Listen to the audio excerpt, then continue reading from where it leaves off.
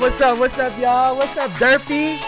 Thank you. As always, Lakers are tied up, and my Cavs about to go 2-0. It is a glorious day. I must say, it is a glorious day for y'all. I don't know if it's the same for me.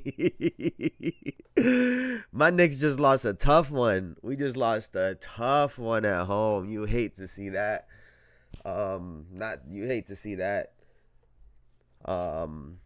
But yeah, man. Let's we will get into it. How you doing, man? You ready for tonight's games? I'm ready for tonight's games, man. Last night was, they gotta switch some of that up. Like, they gotta switch some of this up, man. We gotta get the Grizzlies out of here. And we'll see what happens with this Bucks series. I feel like this series could flip on its head really quickly, but we'll get into all that in just 1 second. Welcome to another episode of the Jayson Estrera Show, where we talk about basketball as accurate as possible. Now, before we get into the actual games, because we got a lot of games to talk about today, there was an anonymous poll via The Athletic that it was weird. I was seeing some reports that were saying it was 90 players. Another report was saying 140 players. So I don't know what's going on, but there was an anonymous poll that listed and ranked some players in not so favorable ways. So we'll take a look at that in just 1 second. I'm ready for the Cavs to sweep, but I'm really ready for tomorrow. About those Knicks, and there he is. There he is. What's good, Bruce? How you doing, man? How you doing? You ready? You ready for tonight? Tonight's one of those interesting games. We'll see what happens. Overrated is crazy. Don't worry. I'm gonna get the Knicks talk out of the way early in just 1 second, but there was the anonymous poll. Did you guys hear about this? From most overrated players, most underrated players that no one wants to fight, best organizations. It was a lot of things. We'll start with what is this? Where is this at? Where did I just find it? Where was the best organizations that I saw? Oh, here you go. The best organizations. There's the MVP, 155 votes.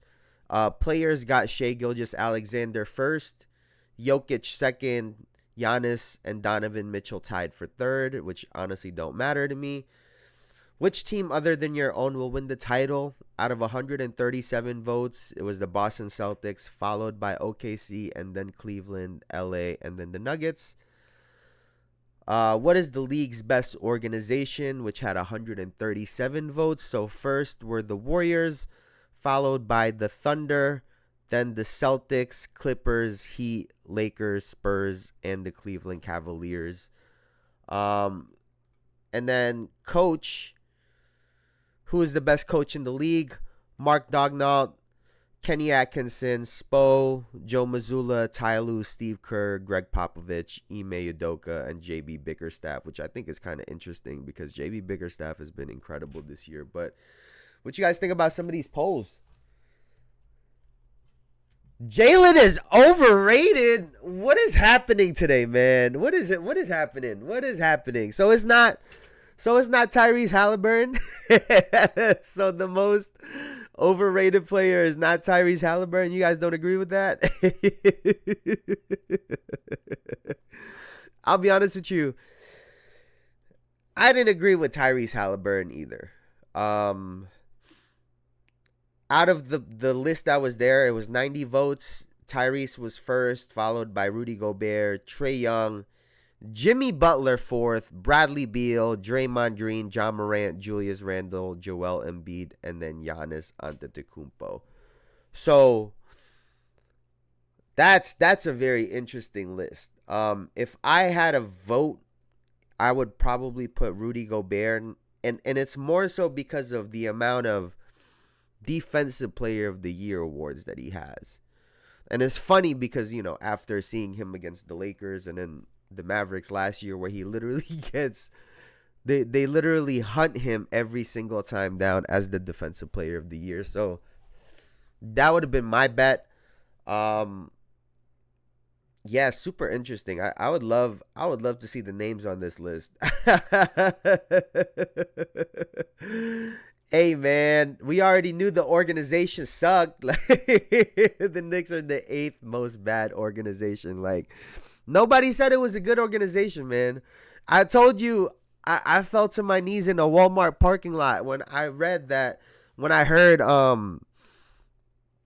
what's his name? Dolan has no intentions of selling the team.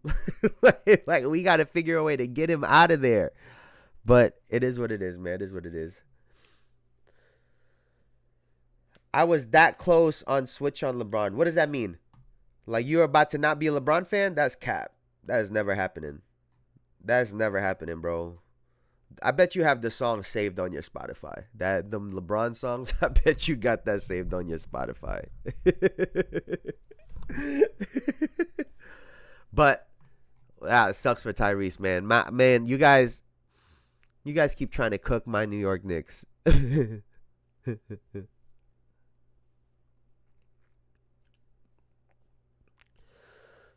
Lakers are playing bad. The Wolves just played bad in the first quarter. If they came in, win a loss in the column yesterday, I would have been a Bron hater today.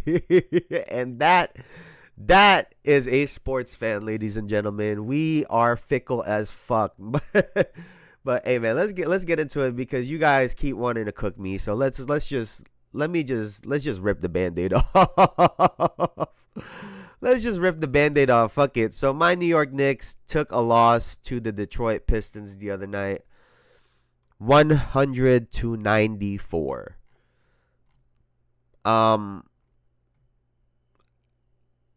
Yeah, that was a tough loss. That was. Hey, and to be honest, man, this could be 2-0 going the other way, right? If it weren't for that 21-0 run in the fourth quarter, we could very well be looking at a 2-0 deficit right now going into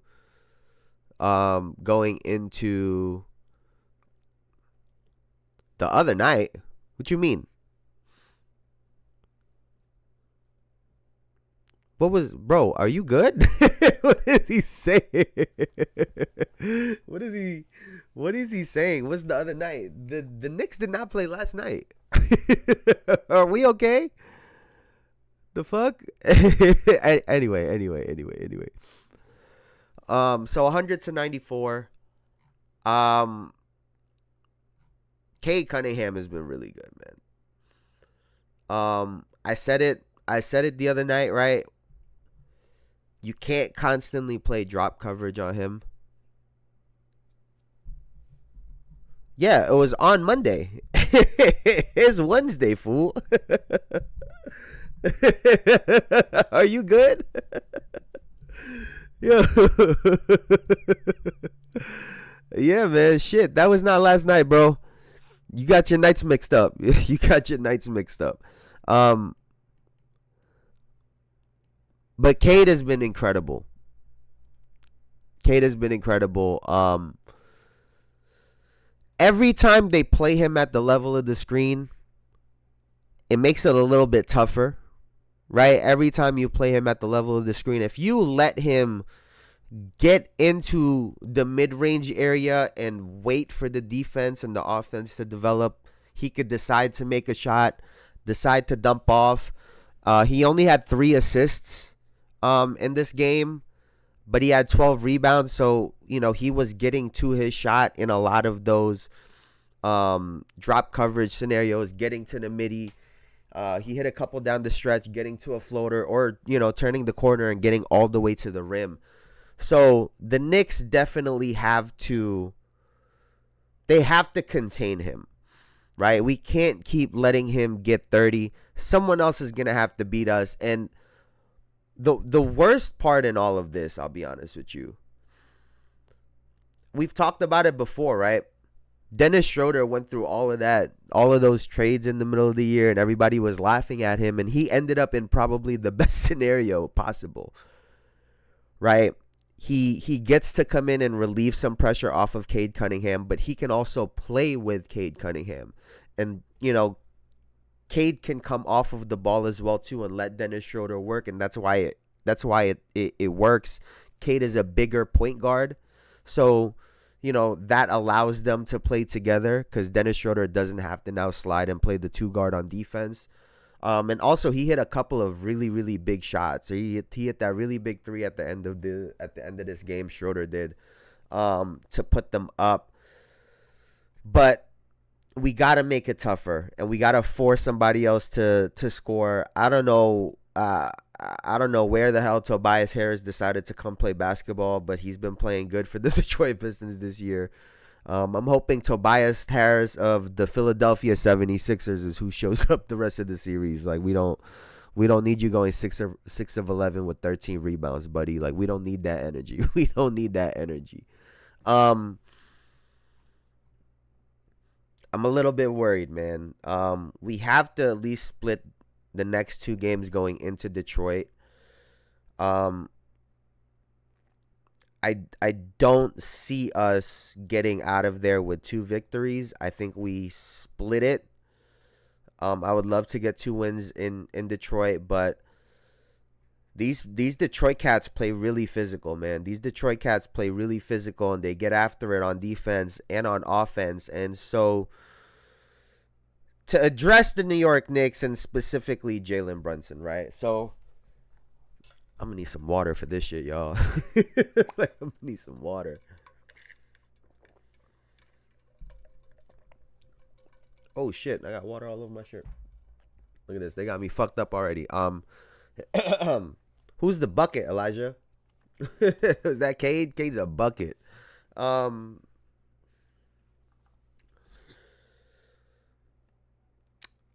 mean, I guess we start right here, right? Karl Anthony Towns can't shoot 11 shots.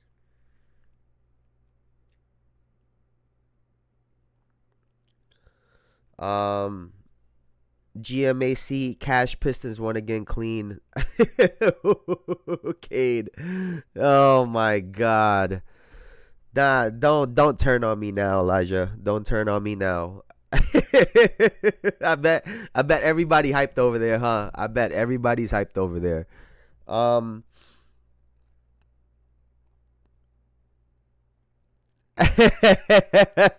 Cade equals big buckets. He's been balling, man. He definitely showed me. Remember when you asked me about him at the beginning of the season? He definitely proved me wrong. He definitely proved me wrong and turned the corner in his career. But we got to talk about the shot distribution for the New York Knicks. This can't continue. And Jalen Brunson is not overrated. The whole state is going crazy, I bet. Jalen Brunson is not overrated, right? I think something happens with Jalen Brunson, and a lot of offensive guys fall into this trap, right? Offensive guys want to play hero ball, right? They want to get the highlight plays. Some people want to downplay that, but it really is a part of it, right? The game within a game. The other thing that Jalen Brunson has going against him is he's undersized. And, I see a lot of people talking about this online. He's a foul. He keeps baiting fouls. He's a foul. He's a free throw merchant. But typically, the strategy against offensive players is to play physical, especially if they're smaller. Right? There's clips of Steph Curry and the way they play defense on him. There's a clip of Paul Pierce talking about his defense was to foul LeBron. Newsflash to anyone that started watching basketball yesterday. Being physical with the offensive player is the number one strategy, essentially. You could load up on him and do a whole bunch of this other shit, but it really is to be physical with that player. And Jalen Brunson is no different to that. I'm drinking the Kool-Aid a bit, not going to lie. No! I told you about Kitten. But see, Bruce, I don't think it's just a cat problem, right? Jalen Brunson needs to chill the fuck out a little bit. I think he's falling into the trap of we're going to be overly physical with you. We're going to pick you up full court. We're going to pick you up at half court. We're going to hold you. We're going to grab. We're going to push you at the end of possessions. And Jalen Brunson is responding by being physical back and taking guys one-on-one. It's a real thing. We're watching it happen. It's a real thing. Right? And it's one of those situations where he can't get outside of the game. Right? He can't now veer too far off from team basketball. He's the point guard of the team. You have to go and make sure that Karl Anthony Towns gets some shots. You have to make sure that OG Anunoby gets some shots. You have to make sure that Mikal Bridges doesn't shoot more than either of those two players. And so I think that is sort of what's happening to Jalen Brunson right now in the New York Knicks. He's falling into the Detroit Pistons trap where they're going to be overly physical with him time and again. You see him, I don't know if you guys saw when he fouled out the Thompson twins, he was sitting there like this. Like Jalen Brunson, I'm not saying he doesn't talk shit, but it's not all the time. And the Detroit Pistons got him acting out right now because of their physicality. And he's playing into their game plan. He needs to know and understand what they're trying to do and respond accordingly. And a big part of that is to get Karl Anthony Towns the ball. And I'll be honest, we saw some of this in Minnesota too.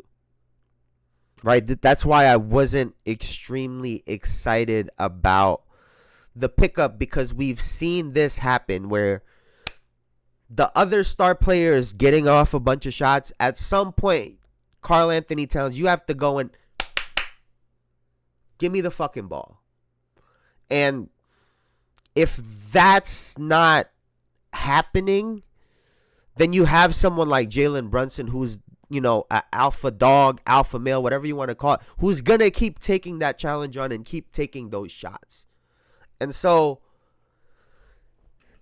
I think that's what's happening right now. And he can't get outside of the offense. He is a big shit talker. Elijah, you're right, but he's super animated against the Pistons right now.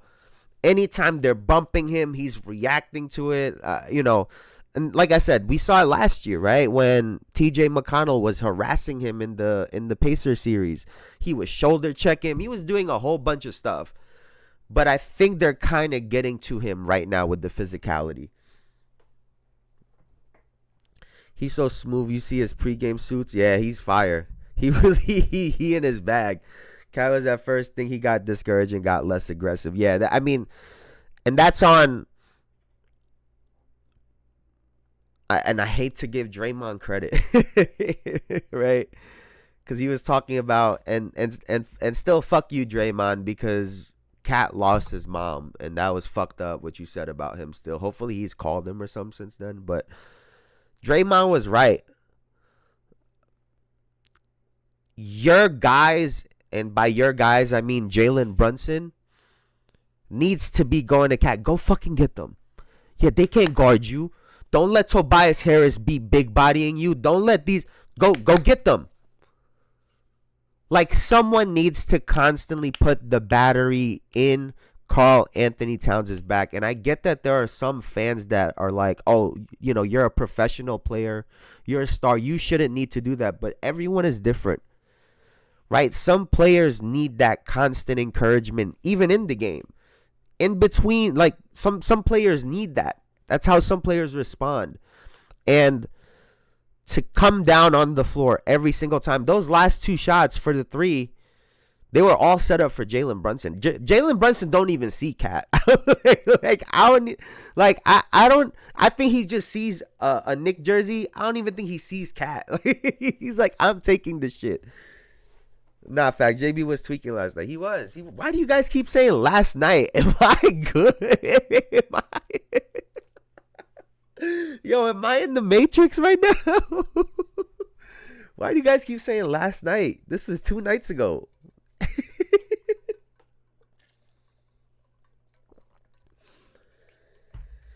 Yeah, man, but yeah. Brunson can't keep getting into that shit, man. He took a lot of shots. And by the way, Dennis Schroeder hit that big shot at the end of the game, but Brunson was frying him. Asar Thompson fouling out was really big in that moment because he started frying Dennis Schroeder. And, you know, I guess thank God for the Pistons, right, that he hit that shot, but he was getting cooked. Like he was cooking him. That was kind of crazy. But the other thing that we're going to talk about is a lot of people were talking about the foul baiting and the free throw merchants because of that game, right? Ironically enough, Dennis is great at being that guy, being encouraging. No, he really is. I don't know if you guys remember that video when he stood up for Ben Simmons in the tunnel, right? When those kids were talking shit about him. I definitely, in little sound bites that you hear, Dennis Schroeder is always, you know, upping his teammates. I think you're 100% right at that, Elijah, for sure.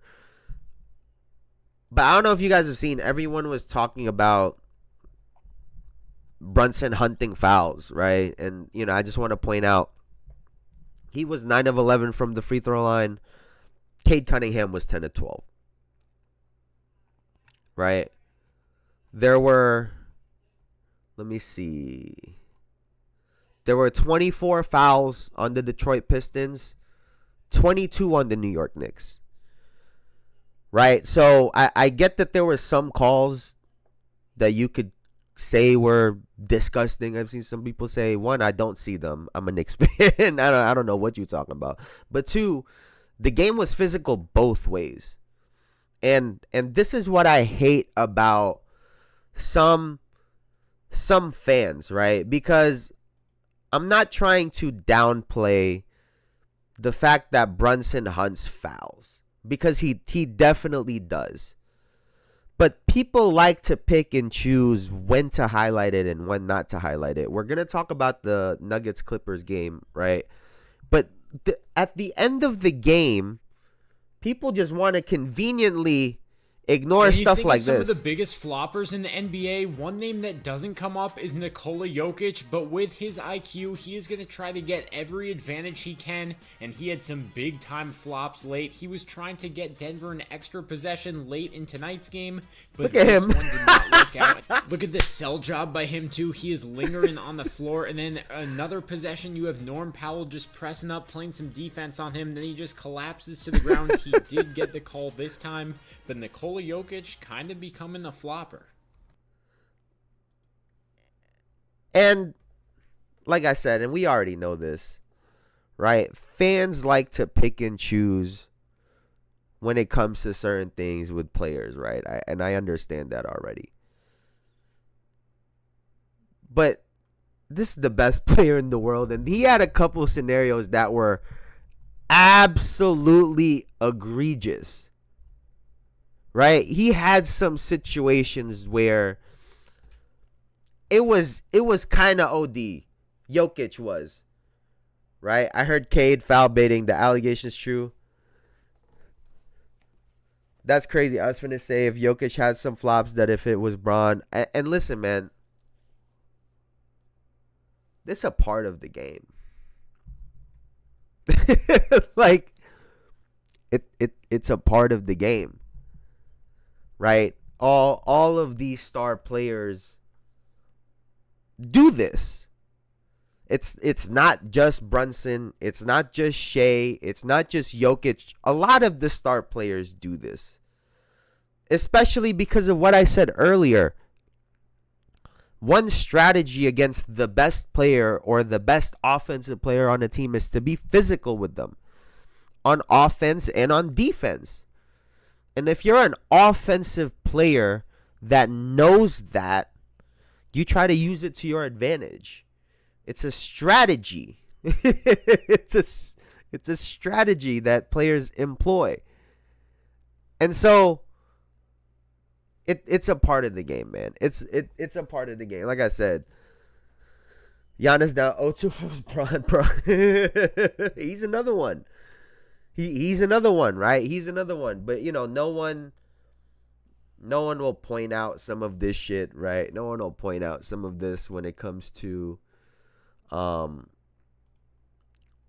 it comes to the freaking, like Jokic and some of the best players in the league. But it's a part of the game. Now,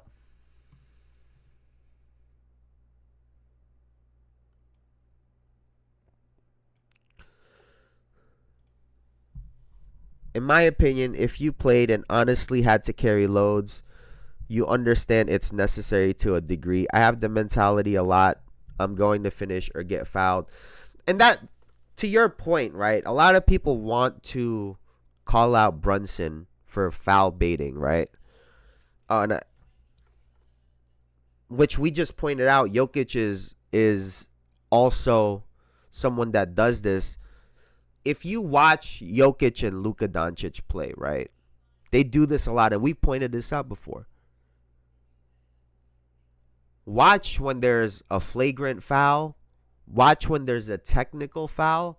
How often the very next possession down, Jokic will go and take a shot attempt, run at a defender, not even looking to score, just to draw a foul because of the flagrant foul and because of the technical foul. And he understands that after those moments happen, referees are a lot more tighter than they ever are in any other part of the game.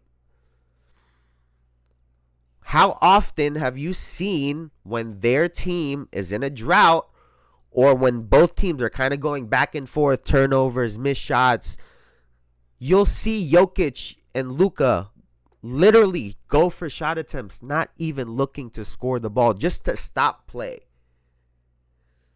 It is a strategy. It is a part of the game. And also, it's really smart. Like, there's some people that overblow it because, let's call it what it is, right? A lot of this started back then with Vlade Divac and these guys coming over from Europe because they came into the NBA, and let's call it what it is. They were just as big as the American players, but at times they were getting overpowered by a lot, even if they were the same size. And people would look at them as, oh, you're weaker. And so they just use that to their advantage. Whenever he hits me, I'm going to look like I got hit by a truck. And that's where all of this stuff comes from, right? You'll see players use it all the time. But yeah, pay attention next time to Luka and Jokic during some of those crucial moments, because they do this quite a bit. You could see it coming from a mile away. Now, what a game that Clippers Nuggets game was, right? The Clippers won 105-102 against the Denver Nuggets. And what an incredible game by Kawhi Leonard.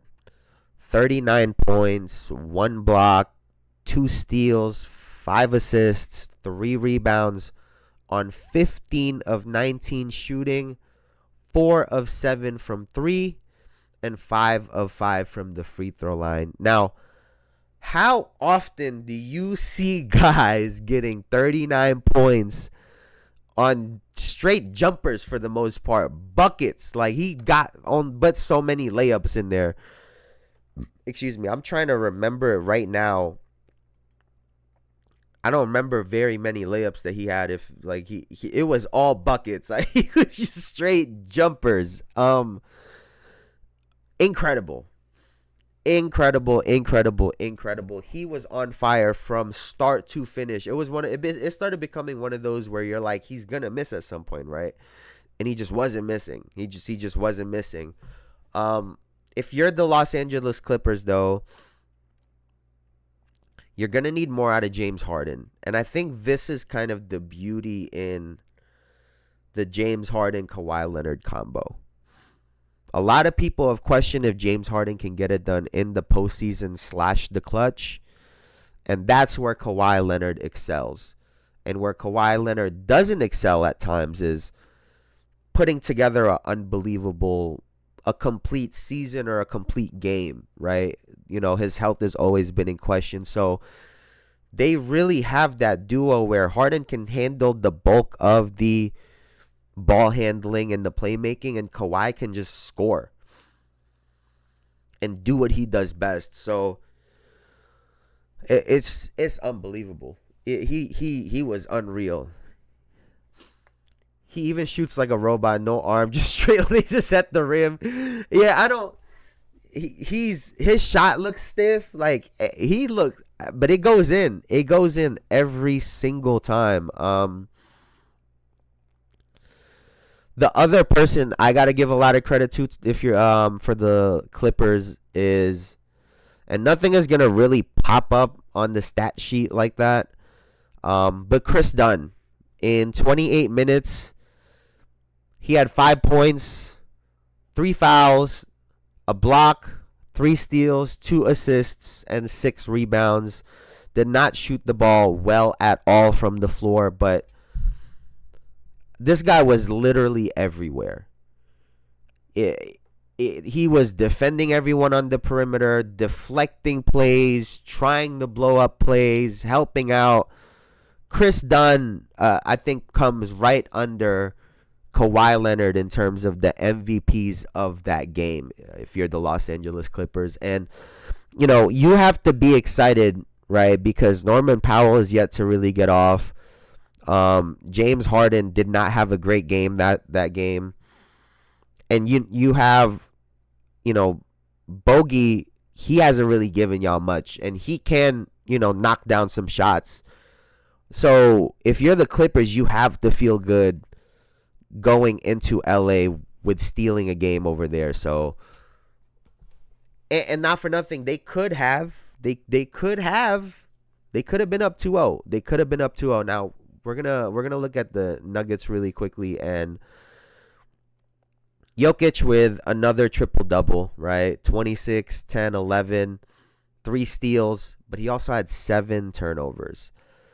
Jamal Murray, 23 points, 6 assists, 9 of 17 from the field, 4 of 8 from 3 to go with 6 assists, 3 rebounds, and a steal. And then Michael Porter played much better. 15 points, 15 rebounds, 1 assist, 1 steal. Shot over 50% from the field and from the three-point line. So a much better showing out of Michael Porter. I will say the Nuggets look very different, and I think this is why you can't do what they did, which was fire their coach going into the playoffs. Because a team that was so consistent in their late game execution now doesn't have that. And we'll take a look at it right here. If Bogey don't do better, China Talks may get to him. And it's crazy because he's super talented, right? We've seen it. We've seen it before, right? We've seen it before. He was going crazy on Team USA. So he's very capable, right? It's just a matter of can you get that out of him. But let's take a look at this. This is the very end of the game. 12.7 seconds left, right? 105-102 in the fourth. Let's just let it play out. 3-point game. Here come the Nuggets. Think about taking a foul. So Brown gets this, right? 8.7 seconds left. Jokic is really looking the fuck around. He's like, what the fuck? Fires. Missed it badly. Jokic with a rebound. Clock ticks to 2. Jokic. And that's got to be a Jamal Murray, Nikola Jokic high pick and roll situation. Like that. That's what that has to be. Like there's just no way around it. That is what needs to happen in that situation. And you know, they ended up with the win in the first. Let me see this, man. They ended up with the win in game one, but it was a very similar situation where they just looked confused. Here we go. Shot clock turned off. Game one in the balance. Look, Jokic is looking at the time. He looking around. He's like, what the fuck is going on? Murray waiting. 10 seconds remaining. Leonard up on him. They just randomly throw it. They double him. Double comes. 6 seconds. Jokic gives it up. Westbrook 3 seconds. Westbrook throws it off. And they didn't even get up a shot. And you know, some people will look at Russell Westbrook in that scenario. But you can't blame him because this team has made a living off of the Jamal Murray, Nikola Jokic high pick and roll going to the right. We've seen them run that play 4 times in a row in the fourth quarter before under Michael Malone. And to go away from your bread and butter, I think, is coaching. They look uncomfortable in a situation where they were really, really comfortable before. Right? And I worry about them moving forward because if these games are close, you have Kawhi who knows what he's doing. This team knows what they're doing. Ty Lue is going to get them in the right spots versus the Denver Nuggets who, and honestly, in overtime when they won in game one, it's not like they executed the hell out of the basketball down the stretch either, right? It was kind of hot potato, right? And that's not typically what they do. You're going to play GMAC Cash Pistons one against Get Clean version? Nah, I don't even think I can play that. What the hell was Russ doing, though? Do you practice that shot? I mean, I get what the hell was Russ doing, but, like, I mean, that is just, like I said, I think that's just a result of their coaching change and them not going to their auto plays, their auto sets that they typically go to. And that leads me to this conversation, right? Because Christian Brown had no business taking that shot. Under no circumstance should he have taken that shot with 7 seconds left when you have Jamal Murray and Nikola Jokic on the floor. And there are some people that are just not going to understand or agree with what I'm saying right there, right? They're NBA players. They should be allowed to shoot whenever, da-da-da-da-da. But there is a hierarchy that comes into play in the game of basketball, especially in the playoffs. Yes, you have your role players. Yes, they play a huge part in you guys winning basketball games in the playoffs. But at the end of the day, they are in support of the stars. And that is just the way it works. And when you get to the really good teams, they have an understanding of who shoots and who doesn't shoot in certain scenarios. And don't let it come from me, right? Let's take a listen at what 4-time NBA champion Draymond Green had to say about this. Came over to me, he was like, yo, we need to get to this action. And it's an action that we like to get to. He's like, yo, we need to get to this. And I was like, all right, say no more. And pretty much what he was saying was, I want you to get the ball in the same spot that you just got it. Yeah. I don't want you to take the shot. I want you to get me the ball so I can take the shot. Yeah. And so I want you to get the ball right back where you were, but I want to take the shot. Yeah. It's pretty much what he said in layman's terms. Hey. And I was like, oh, say no more. Hey, yo, go right back to that. And so I had actually pointed this out right after the game, but he's talking about the play-in game versus the Memphis Grizzlies, right? And we'll look at the scenario right here. 2:55 left in the fourth. The Warriors are up 111 to 108. Butler driving. By all intents and purposes, this is not a bad shot, right? This is not a bad shot at all. He's wide open. He's a proven winner in this league. It's Draymond Green, right? And you have to have faith and trust in your players to take these shots. But Steph Curry is right. If we can help it next time, we got to adjust from play to play. I need to take that same shot right there, right? And so we fast forward a little bit, right? Is it right here?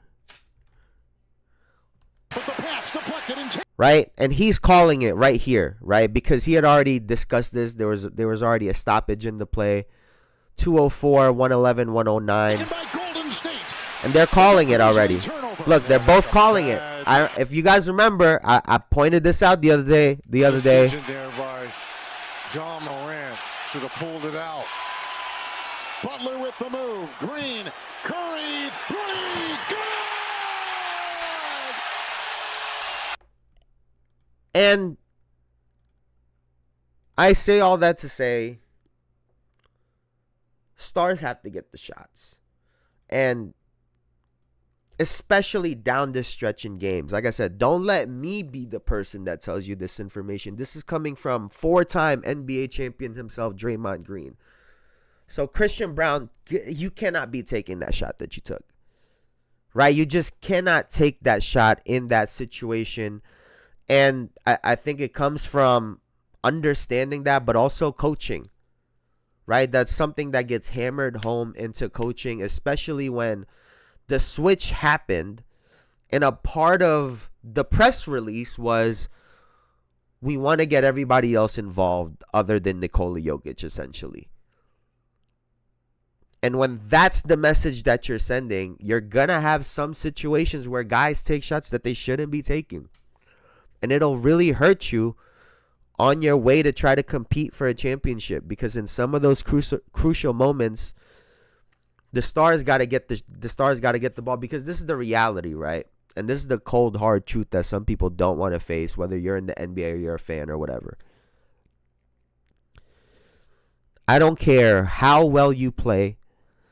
I don't care how important you were, how big of a role you played in these wins or in a championship especially. 90% of the time, you're not going to get that credit. That's why everybody was so surprised when Andre Iguodala won the Finals MVP. Because typically, guys like him don't ever get that credit. it almost automatically goes to the star players because they are the face of the teams and the face of the league. So something to keep in mind, man. Something to keep in mind. I guess in the case of the Knicks, our star player needed to share it with the other star a little bit more. But again, there's a hierarchy, right? Mikal Bridges had 18 shots to Karl Anthony Towns' 11. Right? That's a real serious problem. Now, I wanted to point out one other thing with this Clippers game, and then we'll move on. I thought the Clippers did a great job of guarding Nikola Jokic. And a part of what led to his 7 turnovers was they kept doubling him in different ways. At times, they would double him on the catch. At times, they would delay it. There were a lot of scenarios that I noticed they would double him when he.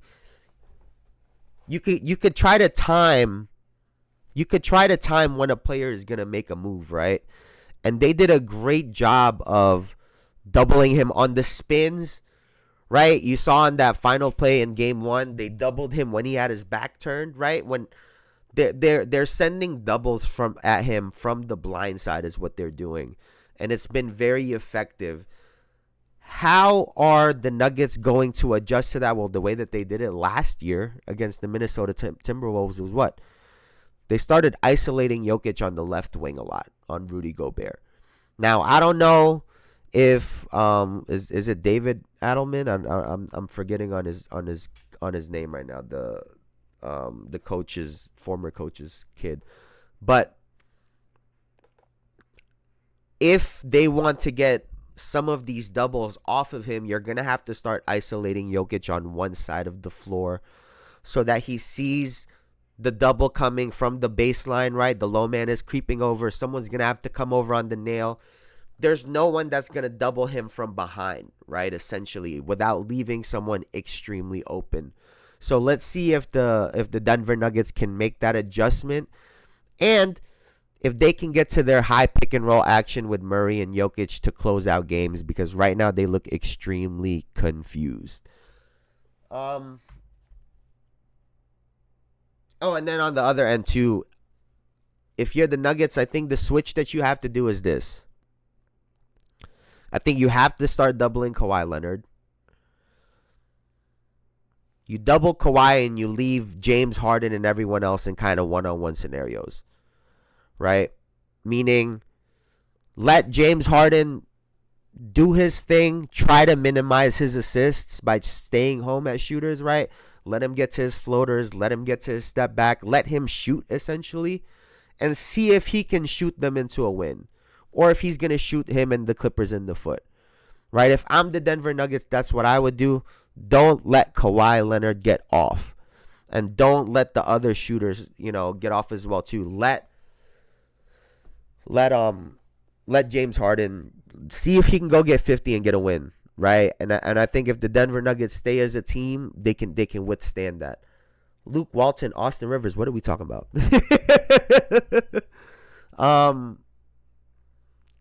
AJ Griffin, are you talking about coach like for the Nuggets? Oh shit, I don't know, man. I don't know who they would sign, but it's this is why you don't get rid of coaches going into the playoffs, right? You're unable to build that time and that equity throughout the season of trust and understanding, to where, God rest his soul, Kobe Bryant, but he was talking about him and Phil Jackson would a lot of times make the same calls, right? Because they understand time, possession, situation. Right, they understand the reads. They've both done the film sessions. So in order to get to that point as a player and a coach, you guys have to spend a lot of time together. And you get guys that it's been a couple weeks. You get late game execution like we've seen with the Denver Nuggets, where this is something that they were strong at before, and right now they're struggling at it. Do we even talk about the Bucks and the Pacers and the Memphis Grizzlies and the Oklahoma City Thunder? Again, this Milwaukee Bucks team, we were just talking about late game execution. These guys are terrible. Like, absolutely terrible in their late game scenarios, man. Now they're let me see.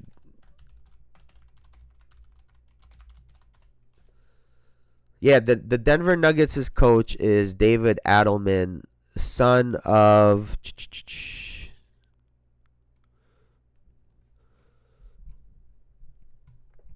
what is this?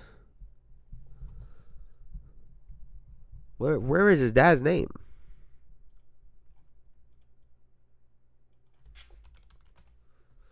Rick Adelman. There you go. Rick Adelman. David Adelman is Rick Adelman's son. So, didn't you say coach's son or the sons of coaches? I can't think. Maybe Bronny. Dame is not that good. Whoa. Honestly, I think I put this Bucks loss on coaching too. I'm not gonna lie to you. It's hard to expect a lot out of Damian Lillard right now. I mean, the guy has missed 5 weeks. Honestly, for him to even play 36, 37 minutes and put up 14 and 7 is impressive to me. But this team is just not constructed well. Giannis is trying to do everything on his own. And then when you look at if I were Doc Rivers, I would have made this about Tyrese Halliburton. What I mean by that is this. I would have hunted Tyrese Halliburton from the tip-off of the game. Because I think that does a lot of things, right? Number one, I think it shows as a coach that you have your players back, that you're understanding what's going on in this situation, right?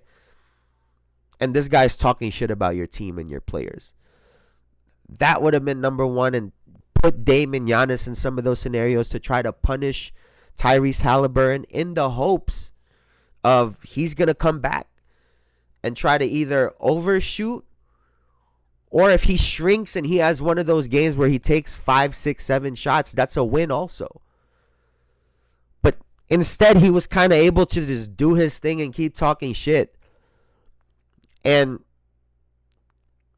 if you're the Indiana Pacers and he's able to push the ball and they get to play fast, the Bucks don't really have a chance. Now, we did see this, if y'all remember, we saw this last year against the Knicks, where only home teams were winning up until like Game 6, I believe, right? I think it was up until Game 6. It was just home teams winning. And so let's pay attention to what happens in Milwaukee. I don't think the Milwaukee Bucks are a good basketball team, but I do think they could potentially win Game 3.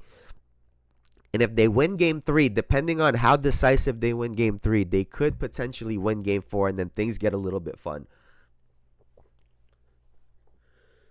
Dame only got into the All-Star game because he opened his mouth. He had energy on the sidelines with Halliburton. I mean, what is he supposed to do? I mean, he been out for 5 weeks. This guy talking shit about my team, saying we suck. Nobody on the team looks like they got a pulse. Kyle Kuzma's out there doing cardio. Somebody got to talk. Somebody got to talk. It's not his fault that his guys didn't respond. Right? And it's not his fault that Doc Rivers played this old ass basketball that it looks weird. Brook only played 16 minutes last night, which I think was good. I think they'll need more of that. Brook can't play in this series, I don't think. You're going to have to play Bobby and Giannis pretty much the whole game. And I think they got to play a lot more Kevin Porter. Right, a lot more Kevin Porter Jr. I'm gonna play Kevin Porter and AJ Green a little bit more, especially when Dame and Giannis is on the floor, to try to give a spacer to give both of them a little bit room. But otherwise, you're just relying on those two guys to somehow go off and try to win games. And like I said, Indiana at times is really terrible on the road. So don't be surprised. I said it here already. Don't be surprised if Tyrese Halliburton goes into Milwaukee and shoots 8 times. Don't be surprised at all. Don't be surprised. Man, if I might have been talking shit, especially at the end of that game. Like, you going to let Andrew Nembhard shoot? You going to let Andrew Nembhard ISO to try to win the game because you got no bag? I would have been on that type of time. Like, that's the shit I would have been talking if I were the Bucks. Like, you try to fuck with them in their head or something because they busting ass. But let's see, man. Because like I said, we saw this last year against the Knicks where they were running and gunning at home, and then once they're away, it's not the same team. You get Giannis playing at home. He'll probably get the whistle. I mean, he was already 6 of 10. He'll probably get the whistle. Dame comes back. He probably mad as hell right now too. He got a game under his belt, so maybe he pops off game 3, right? So we'll see. He missed a couple of easy ones. He missed a couple shots that he should have hit. I said this last year. Like, he, especially in the fourth quarter, he's one of those players, man. Like, you ever seen a player where, like, from tip off to like the 43-minute mark, they're mid? Like, like, you ever seen a player like that? That's just like, what the fuck is, like, why is this guy on the floor? And then for some reason, last 5 minutes of the game, just tween, step back, cash. Tween, hezzy, get to the rim. Like, something happens to him in the last 5 minutes of games where he becomes the coldest dude out there. We saw it a bunch last year against the Knicks, right? So I think Andrew Nembhard is just one of those just weird players that, when, the end of game situations, he turns into a different player. Right, like those 5 points were as big of buckets that you could have gotten if you were Andrew Nembhard. So it's just I don't know. Something happens with him. He's one of those guys. It's one of those things where if you're not it's something that sometimes coaches miss out on, and I guess it's one of those things that Rick Carlisle obviously doesn't miss because he puts him in those situations. Right, It's not like Halliburton got the ball and isolated last night. Andrew Nembhard got that bitch and isolated, and everybody knew what was going on, right? It wasn't a surprise to anyone like what we saw with the Nuggets game. But, it takes a coach to really know your team and know your guys to understand, all right, this is my guy in the last 5 minutes of games, right? But, yeah, man, that was Pascal Siakam. I'm telling you, man, this brother does not shoot more than 15, 16 times, bro. I'm telling you, it's crazy to me. Like, I think he's a very good player in this league, and he just refuses to shoot more than 15, 16 times a game. Jesus, man. But like I said, this could be interesting. We just gotta wait and see. Do we just skip this Memphis game, man? like there is like they should just show us. I think I've said this before, but they should just show us what their meeting looks like. They should just show us. All right, what we gonna go over? Everything. You guys aren't doing anything well. Like, you guys are doing nothing well. You guys are fucking ass. Someone needs to study Jaren Jackson Jr., man. Because we just said, Siakam refuses to shoot more than 15, 16 times. Jaren Jackson Jr. refuses to grab more than 6 rebounds. I swear, every time I have seen him, this guy will not grab more than 6 rebounds in a game. Like, these guys need to be studied. Like, I don't know what's going on. We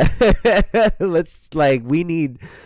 No, I'm with you, but 6... Watch Jaren Jackson Jr., man. It is a godsend if he gets more than 6 rebounds. That shit needs to get studied, man. I'm Pascal. Like, I can score, but I'll shoot at too high enough of a clip. You wish. Let's talk about how Ja do. It's I wonder if it's like a coach thing, right? If it's like, the coach goes to Pascal like, I need you to shoot 15 times a game. And he's like, okay, cool. He takes it literal as fuck. He's like, this is what I'm getting paid to do, and that's all I'm gonna do. And I wonder if somebody went to Jaren Jackson Jr. and said, hey, we need you to get 25, 26 points and 6 rebounds. And he's like, coach, I got you. Say less. Like what? Let's just talk about Ja. He thinks he's a guard. I mean, honestly, the only thing I've really noticed about Ja Morant when it comes to these games, ever since the switch, especially the switch, right? He always comes at like really awkward times of the game. If you watch, he be on the bench. The other team's on like a 10-0, 12-0 run, and he's just chilling on the bench. Like, the coach has no intention of bringing him in the game. Especially like, you're in the playoffs, things are close during the end of the season, right? Their playoff hope was in the balance. And it becomes one of those things where, like, the other team goes on a quick 4-6-0 run. It's like, all right, Ja, get the fuck up. We got to get you in the game. And it's like, I feel like sometimes they're waiting until it's too late. Like, all right, oh shit, they just went on a 12-0 run. We're down 6. We're down 8. Ja, come on. We were just up 4, but now we need you to bring us back because now we down 8. And Ja looking around like, what the fuck? And then he got to go and overcompensate. Again, right? The Denver Nuggets look confused. These guys look lost. Like, these guys really look lost out there.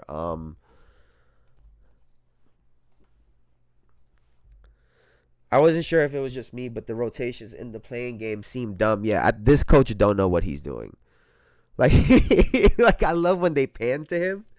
He just like, he looked like, when you when you thinking during an exam and and they tell you not to look around, so you gotta pretend to like look at the fucking ceiling and make it look like you're really thinking about something when you don't know what the fuck is going on this question.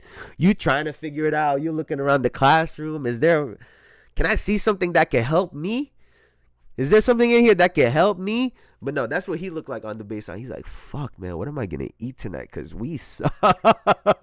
That's what it looks like he's doing on the bench, man. Like, he looks lost out there. He looks super lost out there. Ja looked like he had a convo with the uncle and was told to just ball, don't make a scene. Yeah. Like, he don't know what's going on. He's just trying to make something out of nothing. This series is cooked. And if you're the Oklahoma City Thunder, how many points did Shea score the other day? I think he had 16. He's like, nah, that shit ain't happening again. He was getting them bitches up. He had 27 points, but he was 10 for 29.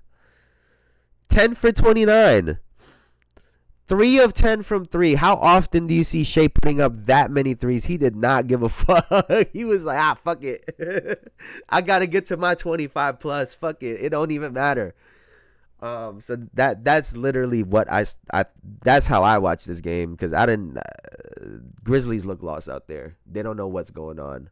And so, we gonna get to the highlight of the shitty night that was last night. And honestly, this game wasn't that much better. Excuse me. And we had the Los Angeles Lakers taking on the Minnesota Timberwolves.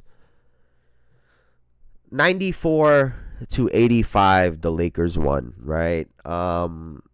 Luka again, another 30-point game, 31, 12 rebounds, 9 assists, 4 turnovers. He got to be a stat chase. Hey, listen, Elijah. If we blowing them out, I got to get my 25.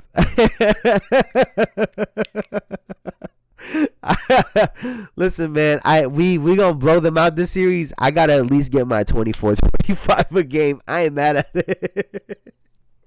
We gonna win regardless. I'm gonna get them shits up. I feel him. I feel him. Shit. My numbers gotta look right. This motherfucker Luka averaging 30 for his career in the playoffs. My shit gotta look right. I was really disappointed in the Minnesota Timberwolves. I think the Lakers played a lot more zone.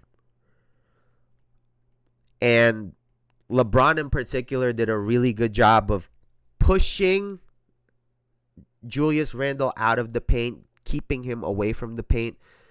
If you guys noticed, right, because I noted the other day, Randle was getting a lot of paint touches in game one that he was kicking out, so guys were getting really open three-point shots, versus last night where Randle was getting a lot of touches from the three-point line, essentially trying to create, right? And so those openings on the three-point line, they weren't as open. They were really loading up on Anthony Edwards as well, too. Anytime Randle was on the right side of the wing, especially, you see Anthony Edwards, you see LeBron James loading up to try to help him.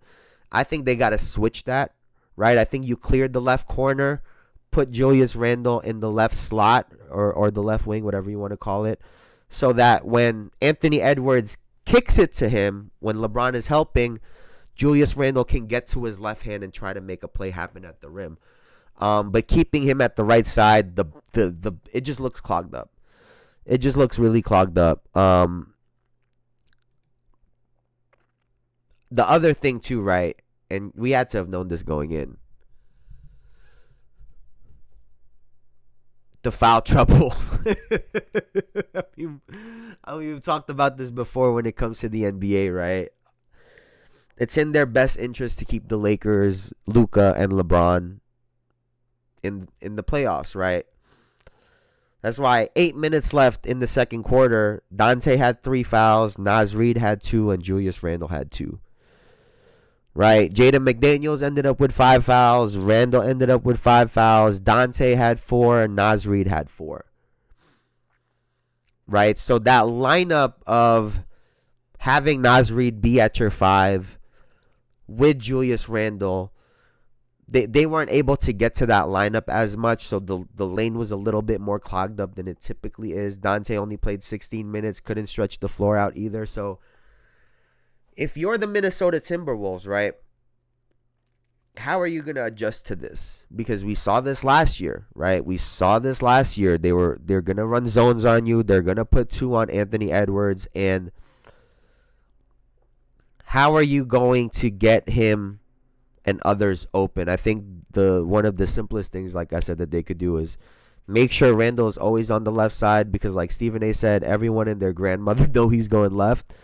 Keep him on the left side, clear the left corner, have someone on the dunker, preferably a guard like a Mike Conley or a Dante DiVincenzo, right? Have Naz Reid on the other right corner or something like that. A formation, something along those lines, so that, like I said, when they double Anthony Edwards, Randle gets a line at the rim, because their shots were really difficult. And if you're the Lakers, LeBron was a lot more engaged.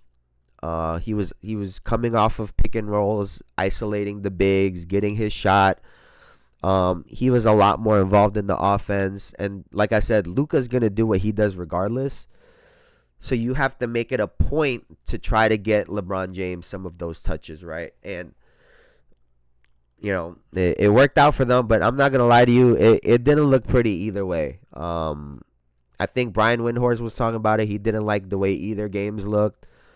I think I saw Jeff Teague say if the Lakers keep playing like this, he doesn't think that they could beat the Oklahoma City Thunder. And I like to think that sounds right at the moment, but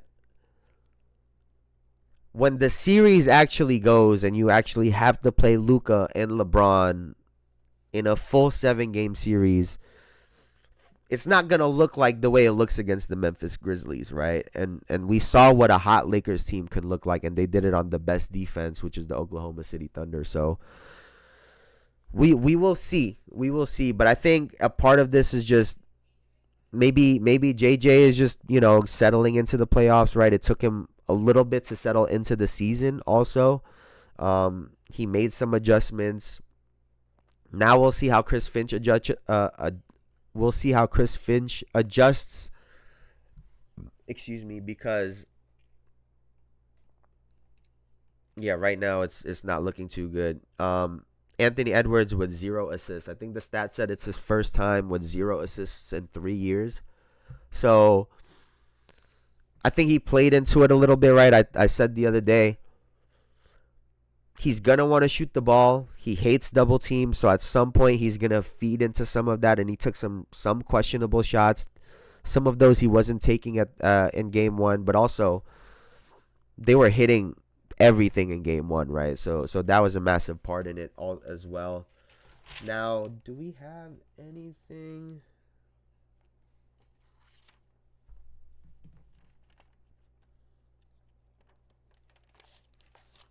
That's pretty much all I got right now, man. Now let's look ahead to tonight's games, right? Because we have the Orlando Magic versus the Boston Celtics, the Miami Heat versus the Cleveland Cavaliers, and the Golden State Warriors versus the Houston Rockets.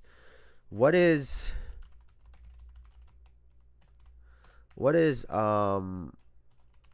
Jason Tatum's injury update? Let's take a look.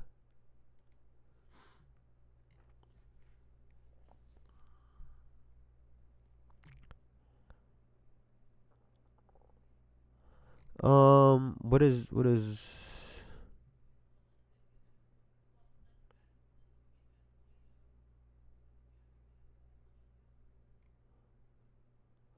Wait, what the fuck is this, man? I need the injury update. Listed as doubtful on the latest NBA injury report with a right distal radius bone bruise. So he is listed questionable. All right, if you're the Boston Celtics, do you play him or not? I think that they can win without him. I don't think they have a minutes restriction anymore on Jaylen Brown, so it might be a good opportunity to get him into rhythm and get him some shots.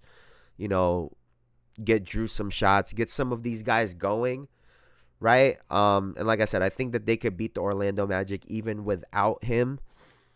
And so I personally have the Boston Celtics in tonight's game.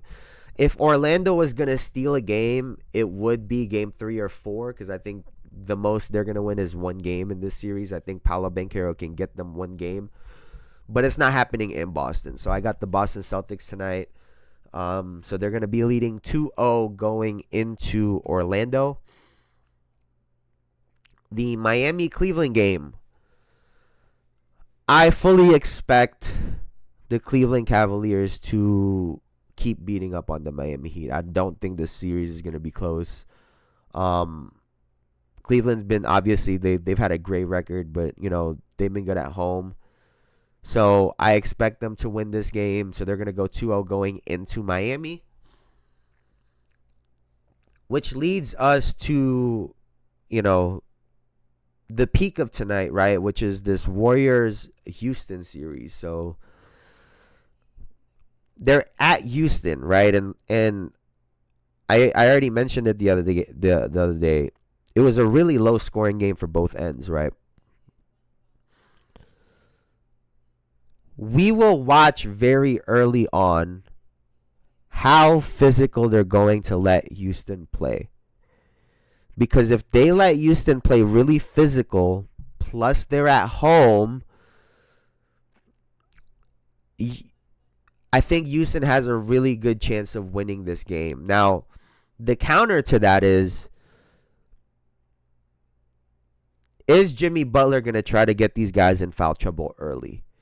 Right? Because I think that would be my strategy if I'm Jimmy Butler. I'm going to expect that they're going to try to make this a physical, scrappy game, especially for Steph Curry. So if you're Jimmy Butler, if you could get them in foul trouble, get like 6 free throw attempts, 8 free throw attempts in the first half, I think that's really good for the Warriors.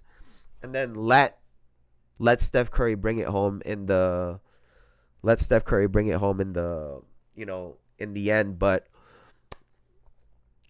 this game is a toss-up tonight, man. I'm not gonna lie to you. I think Houston has a really solid defense. I expect Fred VanVleet to play better. I also expect Jalen Green to play better as well too. So let me see the box score one more time from the other night. Excuse me. Yeah, Buddy Hield gonna chuck up some more bullshit. What player flops the most in the playoffs?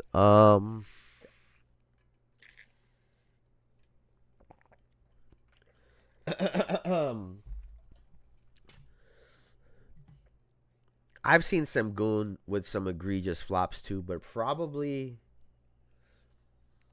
I'll probably say Jokic, man, because I think he's the undercover flopper. I don't think like people never bring up his name, so I'm gonna just say Jokic. Plus, he's the best player in the world. He's really smart. He probably gets away with some that you and I don't even notice at times. So I'll probably say Jokic. Gary Trent Jr. do be Gary Trent Jr. be doing that. Maybe Dylan Brooks. I feel like Dylan Brooks be playing that too, right? Dylan Brooks be doing that also. It's not undercover no more. He is a flopper.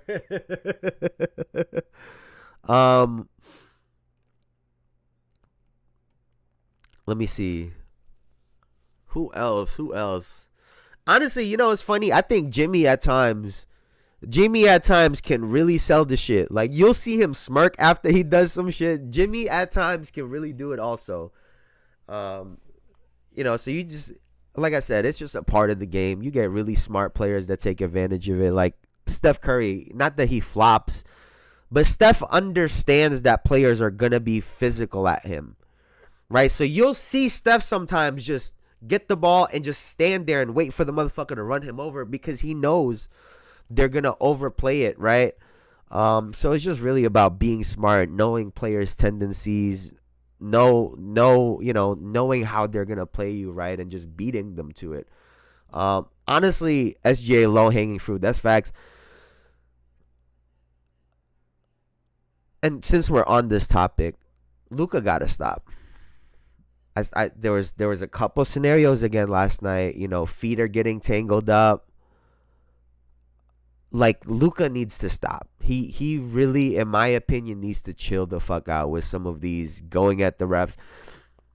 Honestly, he's lucky they lost game one because I think they would have thrown him out last night if they won game one. There was a couple scenarios where everyone's running down. He turned around at one point. He beelined to the ref at one point. If they won game one, he probably would have got thrown out last night. And then they lose the game. And then it's, Luka, gets thrown out and they lose the game because of it. But he needs to chill. I wish he would just, take the hit and just not even care. I wish he would do, when motherfuckers jump off like the floor like a ninja. It just, I think Luka. I wish Luka would do it a little bit differently, man. But hey, whatever has worked for him. So what do I know? Schroeder can flop at times. But all right, so let me know if y'all feel the same way. I don't really have a problem when smaller guards do it.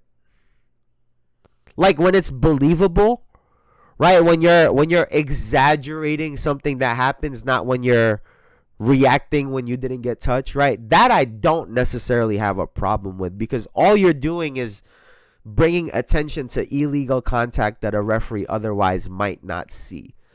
And when you're a smaller player, like we said before, guys are going to get physical with you. They're going to take advantage of the size difference. So if you're a smaller player to level the playing field, he hit me. it's like it's a part of the game, man. And I think it's important to have, right? Because now you force the bigger players. You can't just go in there and overpower somebody, right? And offensive foul them. Now you have to do it with some skill, right? With some tactic and some strategy. And it's this cat and mouse game that players play possession to possession, move to move. But yeah, man, I love that part of the game. I got to pick a winner for the Warriors Houston. I got Houston winning game 2. I think they're gonna make it interesting. I think Houston takes game 2. I think they're gonna let them be a little bit more physical. I think Steph is gonna have one of those frustrated games. Don't be surprised if he throws a mouthpiece at somebody. So I think that might be one of those. It just has to be ethical. James Harden, unethical. Steph, Trey, Kyle Lowry, ethical. Trey is not ethical, dog. If Norman Powell, the biggest. Nah, you're wildin'. There's no way you're saying Trey Young is an ethical foul baiter, because he be doing some egregious shit too. But like I said, man, like, it's a part of it. You got to sell the shit. Like, you got to sell the shit. Like, I come from the era when Reggie Miller was literally kicking motherfuckers in the shin, hitting 3-point shots, talking about, you fouled me. like, I come from that era. Like, my dad will tell me sometimes, right? Like, my dad will come call me. He'll be like, yo, everybody flopping because of da-da-da-da-da. Everybody flopped because of Bron and this, that. I'm like, Dad, your favorite player was Reggie Miller, who literally used to, kick his leg to the side, kick a motherfucker in the shin, fall on purpose, talking about end one. like, I didn't even tell you kicked me, and you the one shooting the extra free throw, going for a 4-point play.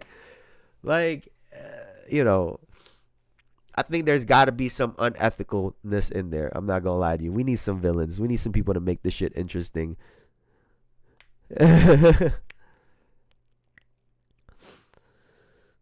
Being worse than Jordan Poole or Brunson.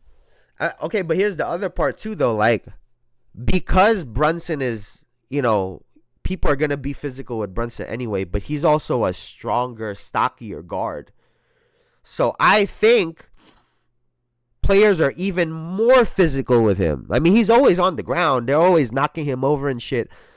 I think at times there are certain games where you could call even more in his favor. And obviously other times he's really selling it, but he's a player that gets hit a lot. And I think players purposely hit him a lot. So, and I'm a cope. That's my guy, El Capitan.